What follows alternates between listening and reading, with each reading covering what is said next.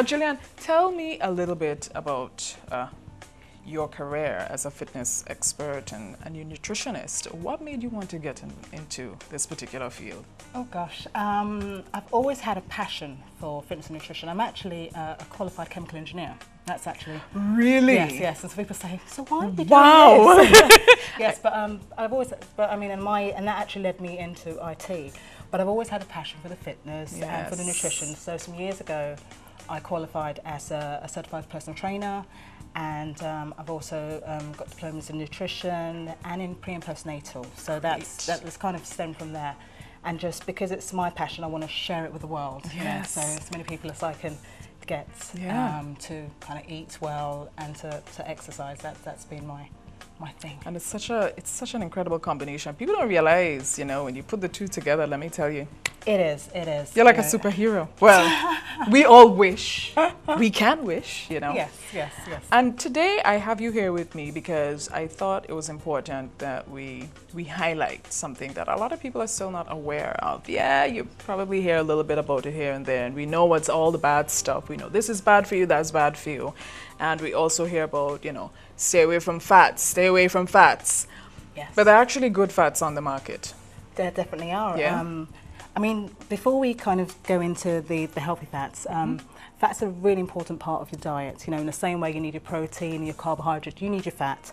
It is a form of energy, although it's not a very efficient form of energy, so you do kind of want to limit it.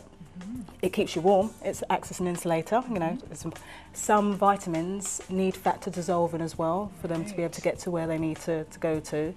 And it protects vital organs like your kidneys, your glands. So, you know, fat is an important part of your diet, but it is this thing about what type of fat we should have in our diet and staying with the healthy fats as opposed to the unhealthy fats. Yeah. So, yes. And we got some bits on our table this morning. Yes. And can you pass me this? And this is seeds, right? Because if we can start by the grainy bits first. Right.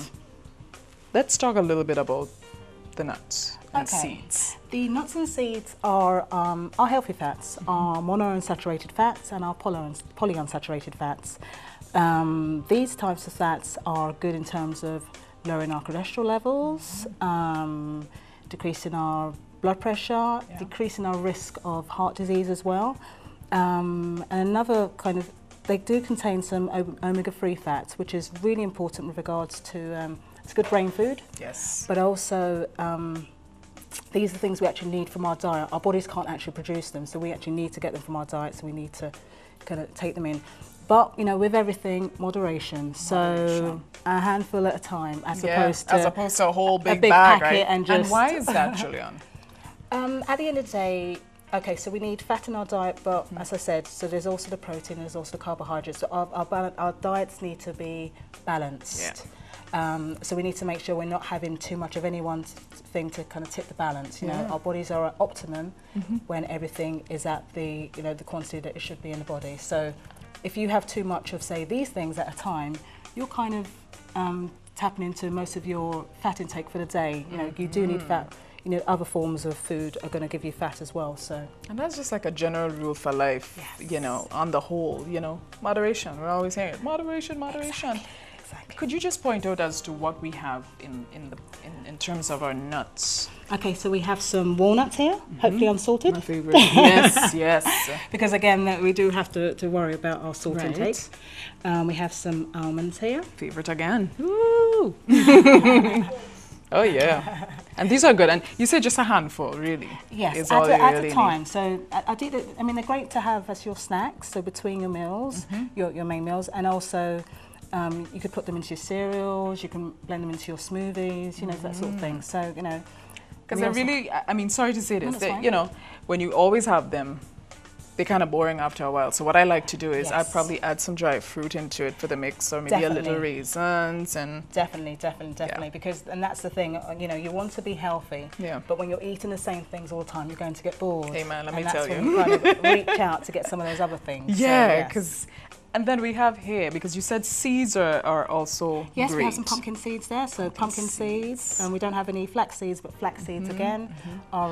What about sesame seeds? Yes, sesame seeds. And you good. just consume them just as they are, Yes, right? yeah. You can do that all. You know, as you said, you can add them to. So you know, I always find things like smoothies are great because once everything's blended down, you might not necessarily.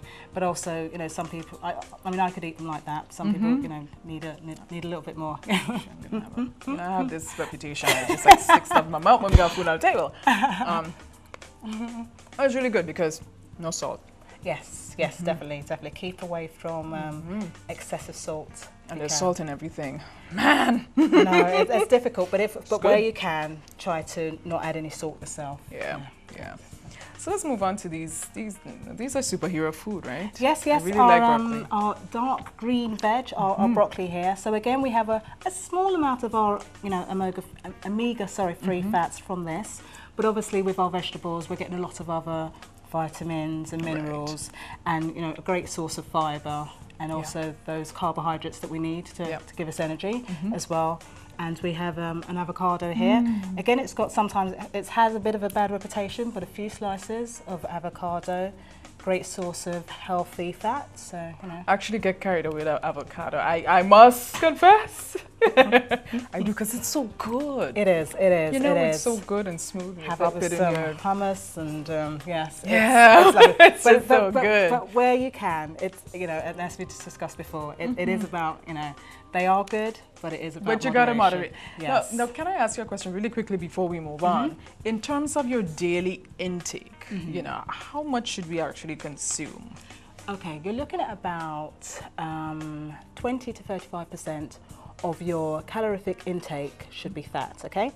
Right. So let's say we're looking at a 2,000 calorie diet, you're looking at about 44 to 86 grams of that being fat. Right. Okay, because remember, fat is, as I said before, you need your protein as well, about That's 15 to 20%. You need your carbohydrate as well, about 50 to 60%. So that's the sort of thing you should be looking at. And we could have this every day, right? Yes, but in a respectable portion. Definitely. At every meal. Right. It is just about, it's about the portion control. Yeah. That's because these guys here, I could eat them every day. Yeah, I mean, steam them and with vegetables you can go wild. You know, you can.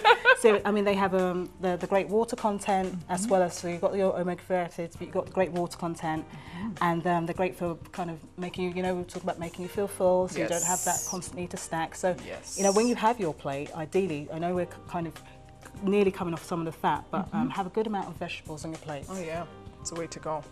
Now we're moving on to oil, and let me tell you, we had a little thing going on in here before we actually went on air. Okay. Where the guys were like, "Hey, oil is oil, bad is bad," you know, and big heated discussion. And you know, if we can, let's zone in a little bit on the oil. And we have two options here. We've got the canola oil, Okay. and then we have the olive oil. These two oils are great. Again, they fall into the, you know, the healthy fat category. They are monounsaturated fats. They are good for you. Obviously, as you appreciate, olive oil is probably not ideal to frying. Yes, it does burn and it becomes quite carcinogenic. Right. Cancer causing. So you know, ideally, it's a case of just a drizzle. So you're looking at about a teaspoon or so. Yes. Canola's probably better for frying with, but again, you still need to limit the amount that you're using. You really want to stay away from things like your palm oil, your coconut oil. Yeah. Those fall into the unhealthy fat bracket, the saturated fats. Clog up your arteries, increase the risk of heart disease. Yes. Now those are the ones you should really limit in your diet. And you know what? All in all, we really should stay away from the fried stuff. Period. Yes. I do. I mean, you know, when I work with people, I say, can we limit it to maybe once a week or so? Yeah, you know, as opposed to on a daily. So look at baking, look at boiling, look at steaming. You know, look at grilling. And leave the frying. You'd be good to go. And another thing that I do, I know with my olive oil, if I have a green garden salad kind of thing, I probably just drizzle a little bit over it and just forget salad dressing. Yes, definitely. It's much better than a salad dressing, but as long as it's not that your salad is swimming in it. As long as you don't think, it's olive oil. You know, just a just a little. drizzle. Yeah. Because too much of anything That's right. will have will not benefit you with regards to things like weight gain and clogging up your system. So Yeah, so true. Especially if you just sit around on your butt all day and you're not active. there is that, yes. So Gillian, we're moving on to two more stars. I like to call them stars because this one I could tell you. You and I were chatting before, and Yeah. I had so much sardines during pregnancy. It was crazy. I mean, I was just literally sitting with a bowl of sardines, nothing garnishing, nothing. Yes, they And eating it. I guess my body they was were just... tasting real good, and I'd say to my husband, "Do you want a jack of potatoes with sardine?" He'd look at me like, "No." I'm like, okay then. Sardine really does get a bad rap, but No, sardines, It's really good. they are great. These two, both the sardine and the tuna fall into the polyunsaturated fats, the omega-3, the good brain food, helping with reducing your blood pressure. I mean, ideally, if you can possibly stay in water as opposed to oil, Right, that's probably a better choice. And again, with regards to, say, the tuna, not to say you can't get the nutrients from the canned tuna, but it's even better if it's fresh. Fresh, Yeah, definitely. if you can. But, I appreciate it might not always be available. So where you can, so fresh. And that also includes things like mackerel, herring as well. Right. These are also included Yes, in there. mackerel and herring. Yes. And another star on the list that we don't actually have here is salmon. Yes, I love my salmon. Me too. It's really good. Now, with everything, you got your good, your bad, and the ugly. just one thing with the salmon though, with the canned, I'd probably, if you can, stay away from the canned salmon. Reason being, it's got quite a lot of salt in there. Yeah, You can pick up the frozen salmon. A lot of the supermarkets do the frozen salmon. So, I like the frozen one. We got somebody who's really against the canned stuff with the salt and all that stuff. And like I say, if you can get your hands, or like you said, if you can get your hands on the fresh, it's always great to go to the source. Definitely. I mean, it's always important to look at your labels, see what's in your food. I always say knowledge is power. True. Hopefully there should be enough brands on the shelf for you to be able to make a choice as to what you want in your diet. So, and I've even noticed that the folks who now can the sardines now, they have options. You have the non-salted versions and you have those that are regularly packed. Yes. And I've tried the unsalted ones and they're pretty good. Yes, they're definitely, pretty good. Definitely. They're because pretty I mean, good. depending on how you eat it, chances are you might be adding your own seasoning somewhere along the line, which will have the salt. So again, if you can stay away from adding salt yourself, that's probably better. Oh yeah. Yes. Now I know we run out of time, but like I was saying, with the good you get the bad and the ugly. So tell us about some of the really bad fats that we just need to just cross it off. I'm sorry, people. They're going to be some of the things that you love to eat. Oh, You're going to have to. But okay, so we should really stay away if we can from the saturated fats and the trans fats. Tend to be room temperature. Tend to be animal products. So I'll go through. So you're looking at things like your cheese. You're looking at your processed meats, your sausages, your hot dogs, your pizza. Some of those things. Oh, yeah. Your cookies, your cakes. So it's like really have to really, if you can, not have them. But at the end of the day, I understand what we are like as humans, and really limit them out there. And meat also falls into that bracket.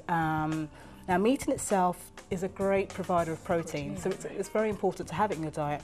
Stick to the white meats if you can. So the chicken, the turkey, they're a lot better for you than the beef and the pork. Right. If you are going to have those, try and get a lean cut if you can, so cutting away a lot of that fat. With the chicken, take off the skin. Yes, Yes, of course. yes, that's Of course, yes, of yes, course. that's You don't realize, that the little things, they add up, and They our do. way of cooking in the Caribbean, Yeah.